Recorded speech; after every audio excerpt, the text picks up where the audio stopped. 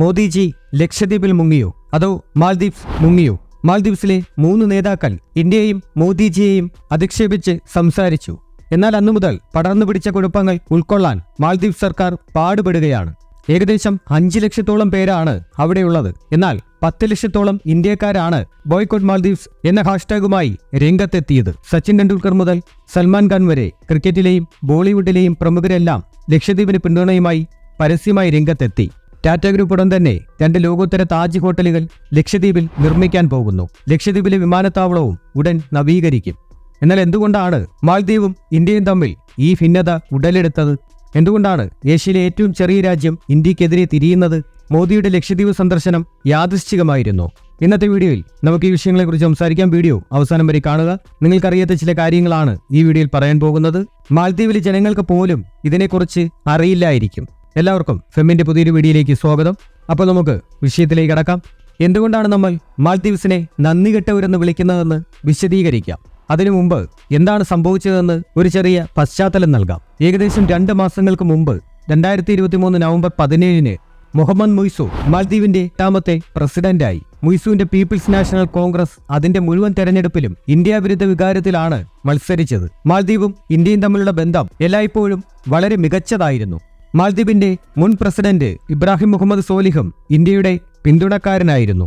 എന്നാൽ മുയ്സുവിന്റെ people's national Congress വളരെ കാലമായി മാൽദ്വീപ്സിൽ ഇന്ത്യക്കെതിരായ അന്തരീക്ഷം സൃഷ്ടിക്കുകയായിരുന്നു. താൻ പ്രസിഡന്റായാൽ മാൽദ്വീപ്സിലെ ഇന്ത്യൻ സൈനികരെ രാജ്യത്തു നിന്ന് പുറത്താക്കുമെന്ന് മുയ്സു തിരഞ്ഞെടുപ്പ് പ്രചാരണത്തിൽ പോലും പറഞ്ഞിരുന്നു. ഇന്നുവരെ മാൽദ്വീപ്സിന്റെ ഓരോ പുതിയ പ്രസിഡന്റും ആദ്യം ഇന്ത്യ സന്ദർശിച്ചിരുന്നു. എന്നാൽ മുയ്സു ആദ്യം പോയത് തുർക്കിയിലേക്കാണ്. പിന്നീട് ചൈന സന്ദർശിക്കുകയും ചെയ്തു. മാൽദ്വീപ്സിലെ ഈ പുതിയ സർക്കാരിന്റെ ഇന്ത്യ വിരുദ്ധ നിലപാടിന് പിന്നിൽ ചൈനയാണെന്ന് ചിലർ പറയുന്നു. കഴിഞ്ഞ കുറച്ചു വർഷങ്ങളായി ചൈന മാൽദ്വീപ്സിന് കോടിക്കണക്കിന് ഡോളറിന്റെ വായ്പ നൽകിയിട്ടുണ്ടെന്ന് നിങ്ങൾക്കറിയാമോ? മാൽദ്വീപ്സിന്റെ തലസ്ഥാനമായ മാലിയിൽ നിന്ന് മാൽദ്വീപ്സിലെ 2ാമത്തെ ദ്വീപായ കുലമാലയിലേക്ക് $200 ദശലക്ഷം മുതൽ മുടക്കി 2 കിലോമീറ്റർ നീളുന്ന ഒരു പാലവും ചൈന നിർമ്മിച്ചിരുന്നു. ചൈനയുടെ വിദേശ നയത്തിന്റെ ഒരു ഭാഗം ആദ്യം വായ്പ നൽകി എല്ലാ ചെറിയ രാജ്യങ്ങളെയും കൊടുക്കുക എന്നതാണെന്ന് എല്ലാവർക്കും അറിയാവുന്ന കാര്യമാണ്. വായ്പ തിരിച്ചടയ്ക്കാൻ കഴിയില്ലെന്ന് ആ രാജ്യത്തിന് തോന്നുമ്പോൾ ആ രാജ്യത്തിന്റെ വിദേശ നയം മാറ്റും. കുറച്ചു കാലമായി ചൈനയും ഇന്ത്യൻ മഹാസമുദ്ര മേഖലയിൽ ഇടപെടാൻ ശ്രമിക്കുന്നുണ്ട്. ശ്രീലങ്കയുമായും മാൽദ്വീപുമായുള്ള ബന്ധം മുതലെടുത്ത് ഈ മേഖലയിൽ ഇന്ത്യയുടെ സ്വാധീനം കുറയ്ക്കാനാണ് ചൈന ശ്രമിക്കുന്നത്. മാൽദ്വീപ്സിൽ ചൈനയിൽ നിന്ന് കോടിക്കണക്കിന് ഡോളർ വായ്പയെടുത്ത് തിരിച്ചടയ്ക്കാൻ കഴിയില്ലെന്ന് ചില പ്രതിപക്ഷ പാർട്ടികൾ തിരിച്ചറിഞ്ഞപ്പോൾ ഇന്ത്യ വിരുദ്ധ നയം പിന്തുടരാൻ അവർ നിർബന്ധിതരായി. അഴിമതി കേസിൽ കുറ്റക്കാരാണെന്ന് കണ്ടെത്തിയതിനെ തുടർന്ന് 11 വർഷം തടവിന് ശിക്ഷിക്കപ്പെട്ട മാൽദ്വീപ്സിന്റെ നിലവിലത്തെ പ്രസിഡന്റും അദ്ദേഹത്തിന്റെ പാർട്ടിയുടെ മുൻ നേതാവുമായ അബ്ദുള്ള യാമീനും ഇന്ത്യക്കെതിരെ സമാനമായ കാര്യമാണ് ചെയ്യുന്നത്. അതുകൊണ്ട് രാഷ്ട്രപതിയായ ശേഷം ഇപ്പോഴത്തെ ഇന്ത്യയുടെ സൈന്യത്തോട് മാൽദ്വീപ്സ് വിടാൻ ആവശ്യപ്പെടുന്നത്. ആദ്യ ഔദ്യോഗിക സന്ദർശനത്തിന് ഇന്ത്യയിലേക്ക് വരുന്നതിന് പകരം ചൈനയിലേക്ക് പോവുക. അദ്ദേഹത്തിന്റെ സർക്കാരിലെ 3 മന്ത്രിമാർ ഇന്ത്യൻ പ്രധാനമന്ത്രിയെ ട്വിറ്ററിൽ പരസ്യമായി അധിക്ഷേപിക്കുന്നത് ഈ ചിന്തയുടെ ഫലമാണ്. ഈ 3 മന്ത്രിമാരും ഇന്ത്യക്കെതിരെയും മോദിജിക്കെതിരെയും ആവേശത്തോടെ സംസാരിച്ചു. എന്നാൽ അത് നല്ലതിനായിരുന്നില്ലെന്ന് മാൽദ്വീപ്സ് സർക്കാരിന് 10 മിനിറ്റിനുള്ളിൽ മനസ്സിലായി. മാൽദ്വീപ്സ് ടൂറിസം ഇന്ത്യക്കാരെ ആശ്രയിച്ചാണിരിക്കുന്നത്. 2003 മാത്രം 2.5 ലക്ഷത്തിലധികം ഇന്ത്യൻ വിനോദസഞ്ചാരികളാണ് മാൽദ്വീപ്സ് സന്ദർശിച്ചത്. എല്ലാ വർഷവും മാൽദ്വീപ്സിലേക്ക് വരുന്ന സഞ്ചാരികളിൽ ഭൂരിഭാഗവും ഇന്ത്യക്കാരാണ്. മാൽദ്വീപ്സ് ഇന്ത്യയിൽ നിന്നുള്ള ഡോക്ടർമാരെയും അധ്യാപകരെയും ആശ്രയിക്കുന്നു. കോടിക്കണക്കിന് ഡോളറിന്റെ പദ്ധതികളാണ് ഇന്ത്യയുടെ സഹായത്തോടെ അവിടെ നടക്കുന്നത്.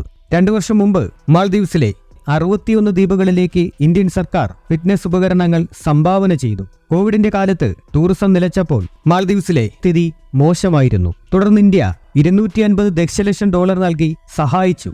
മാത്രമല്ല ജനുവരി 5 തന്നെ അവിടെയുള്ള ഒരു പ്ലാന്റിലുണ്ടായ തീപിടുത്തം രാജ്യമാകെ കുടിവെള്ളക്ഷാമം സൃഷ്ടിക്കുകയും അടുത്ത ദിവസം തന്നെ ഇന്ത്യ ഗവൺമെന്റ് അവിടെ വെള്ളം വിതരണം ചെയ്യുകയും ചെയ്തിരുന്നു. ഈ സംഭവത്തിൽ നിന്ന് നിങ്ങൾക്ക് മാലിദ്വീപിന്റെ അവസ്ഥ കണക്കാക്കാം. കുടിവെള്ളത്തിന് പോലും ഇന്ത്യയെ ആശ്രയിക്കുന്ന രാജ്യമാണ്. ഏതാനും മന്ത്രിമാർ ചേർന്ന് ഇന്ത്യൻ പ്രധാനമന്ത്രിയെ സോഷ്യൽ മീഡിയയിൽ അധിക്ഷേപിക്കുന്നത്. ഇതിലും വലിയ മണ്ടത്തരം വേറെയുണ്ടോ? ഇനി നന്ദികേടിന്റെ കാര്യത്തിലേക്ക് വരാം.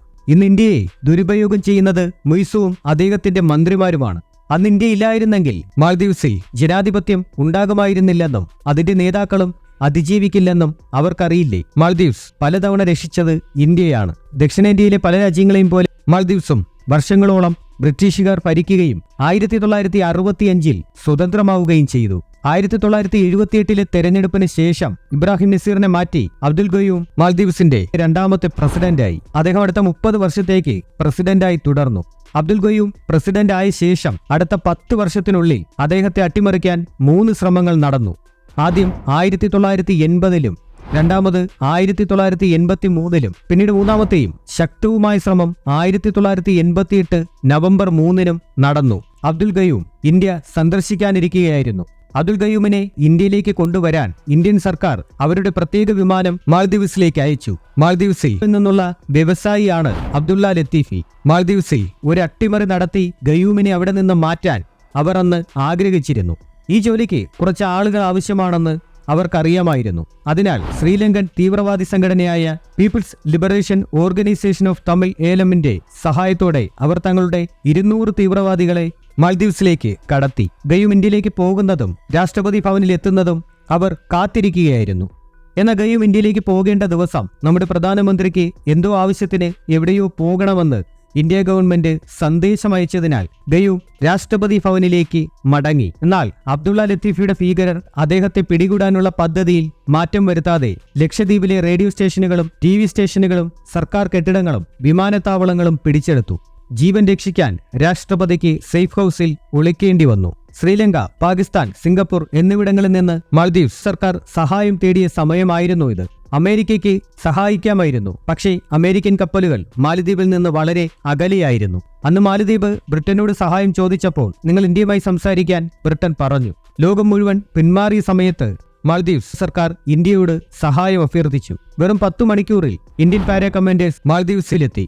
ഇന്ത്യൻ കമാൻഡോകൾ അവിടെ എത്തിയപ്പോൾ എല്ലാ ഭീകരരും ആദ്യ അവസരത്തിൽ തന്നെ ഓടിപ്പോകാൻ തുടങ്ങി. പലരും പിടിക്കപ്പെട്ടു, ചിലർ കീഴടങ്ങി, ചിലരെ നേരിടേണ്ടി വന്നു.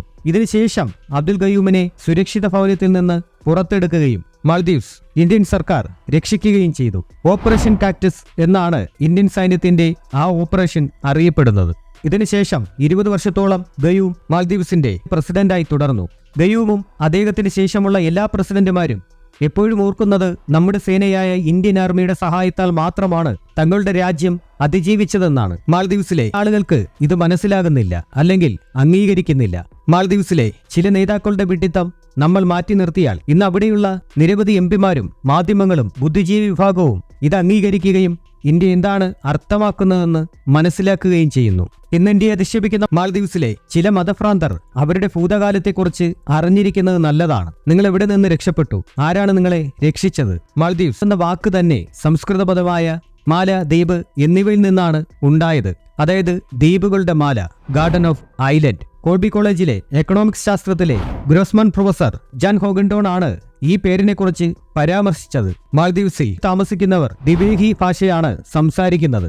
ദക്ഷിണേന്ത്യൻ ഭാഷകളായ സംസ്കൃതവും സിംഹളയും ദിവേഹി ഭാഷയുടെ പരിണാമത്തിൽ ഒരു പ്രധാന പങ്ക് വഹിക്കുന്നുണ്ട്. 17-ാം നൂറ്റാണ്ടിൽ പ്രസിദ്ധീകരിച്ച അല്ലാമ ശിഹാബ് അൽ ദിൻ എന്ന പുസ്തകം അനുസരിച്ച് മാൽദീവ്സിൽ ആദ്യമായി സ്ഥിരതാമസമാക്കിയത് ഇന്ത്യയിലെ കലീബംഗയിൽ നിന്നുള്ളവരാണ് എന്നാണ് പലരും വിശ്വസിക്കുന്നത്. കൂടാതെ മാൽദീവ്സിൽ ആദ്യമായി സ്ഥിരതാമസമാക്കിയത് ഇന്ത്യയിലെ ഗുജറാത്തിൽ നിന്നുള്ളവരാണെന്ന് പല ചരിത്രകാരന്മാരും വിശ്വസിക്കുന്നുണ്ട്. അതിനാൽ ഇതാണ് മാൽദീവ്സിന്റെ യഥാർത്ഥ ഐഡന്റിറ്റി. അതിന്റെ പേര് ഇന്ത്യൻ ഭാഷയിൽ നിന്ന് ഉരുത്തിരിഞ്ഞതാണ്. അവരുടെ പൂർവികരും ഇന്ത്യക്കാരായിരുന്നു. അവരുടെ കഴിഞ്ഞ ആയിരക്കണക്കിന് വർഷങ്ങൾ ബുദ്ധമതവും ഹിന്ദുമതവുമായിരുന്നു ഉണ്ടായിരുന്നത്.